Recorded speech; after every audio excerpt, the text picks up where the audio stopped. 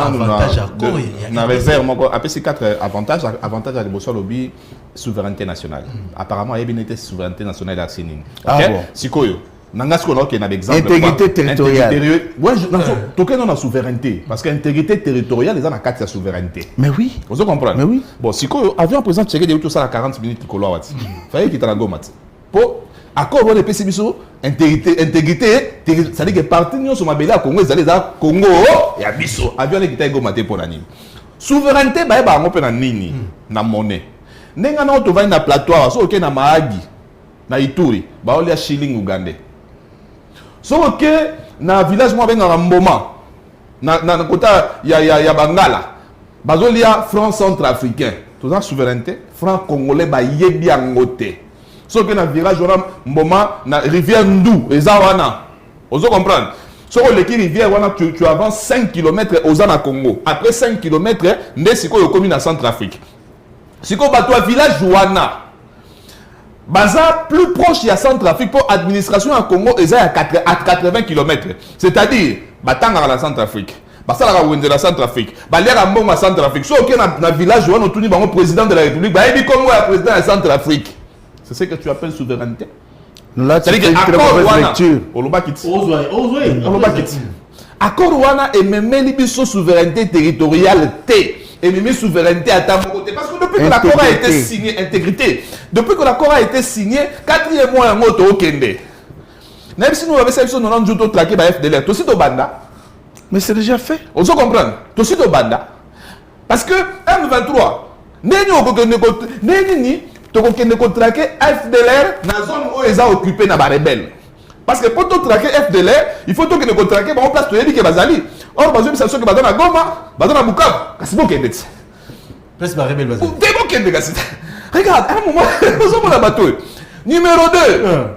Parce que c'est 4 points, nous avons tata banana, vous comprenez. Numéro 2. Alors, accord ou un deuxième avantage et permettre naba militaire ou un neba bimana sol congolais. C'est ce qu'il a dit.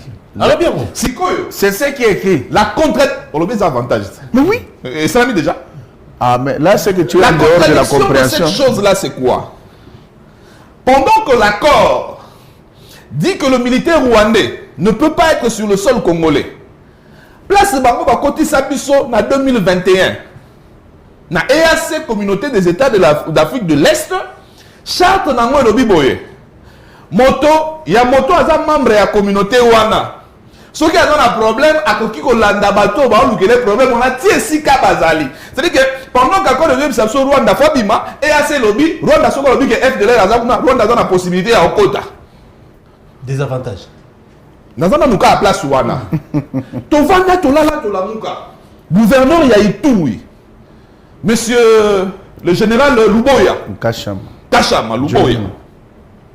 A bengi mbangu na Congo.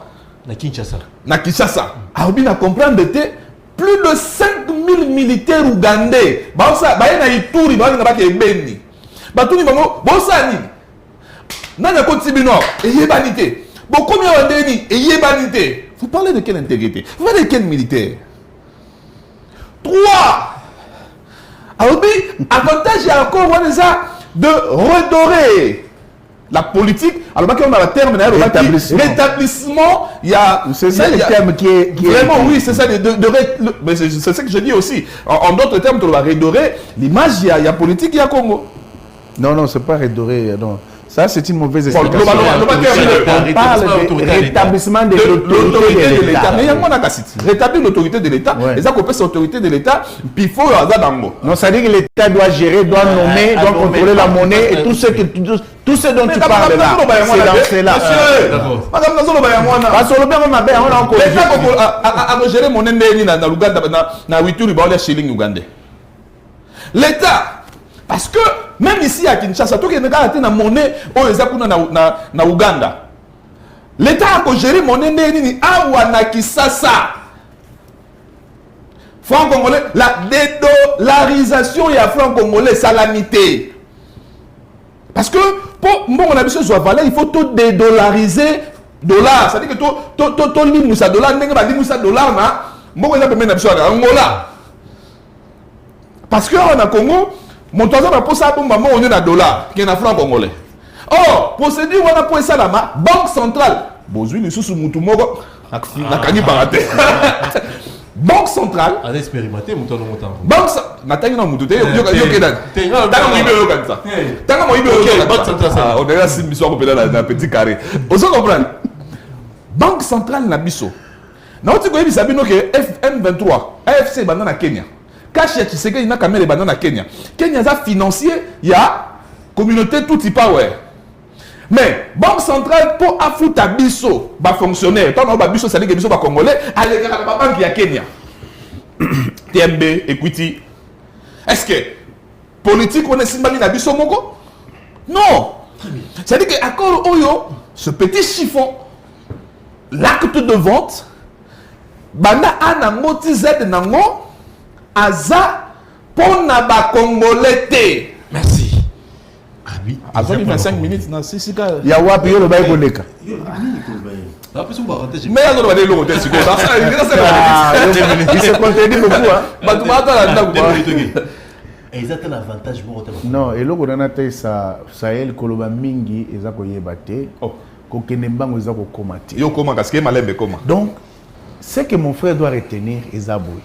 Lorsque nous parlons de rétablissement de l'autorité de l'État, c'est-à-dire que il y a absence de l'autorité de l'État côté Wananyos.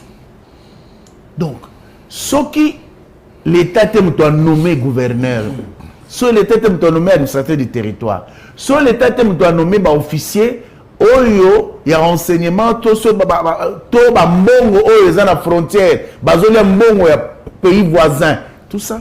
Lorsqu'on parle de rétablissement de l'autorité de l'État, c'est pour voir toutes ces questions-là, pour que l'autorité revienne à l'État. Hein, afin de contrôler au pays fin, continuons à aller occuper. Ça c'est très important. Yeba pour le banc balasimate. Banda bo signer en Yeba pour balasima. Lorsque nous parlons de l'établissement de l'autorité de l'État, c'est cela. Tu peux me parler, non? Et non, pas dédoloriser. C'est-à-dire, tu nous amènes dans des questions hors accord. Oui. Mais parce que l'accord nous parle.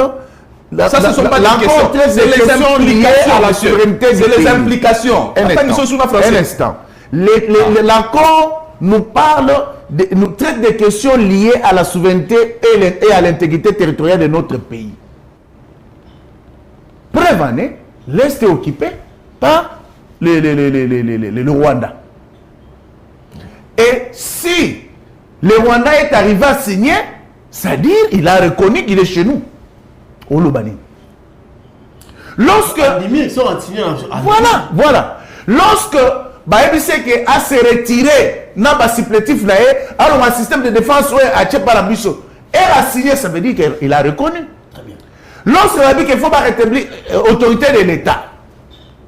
Lorsqu'il y a exploitation illicite de nos minéraux qui se trouvent dans le gaz méthane oyo lobby, na pétrole na lac, na Kivu, na richesse la biso na disséminée dans différents endroits est au bateau exploité illicitement. Ça dit toutes ces questions là ont été prises en compte. Lorsqu'il se retire, ça rentre maintenant sous gestion, sous contrôle et à l'État congolais. Alors tu parles de quoi mon cher ami? Donc c'est pour te dire que la chose la plus importante, il y a des questions qui rentrent dans les domaines de l'implication économique. Un pays qui ne produit pas ne peut pas espérer avoir une monnaie forte. Il faut que nous puissions nous retourner à nous-mêmes d'abord. Si vous êtes des Congolais, vous comprenez? Il y a maintenant un problème. Il y a un problème. Il y a un imbroglio sérieux.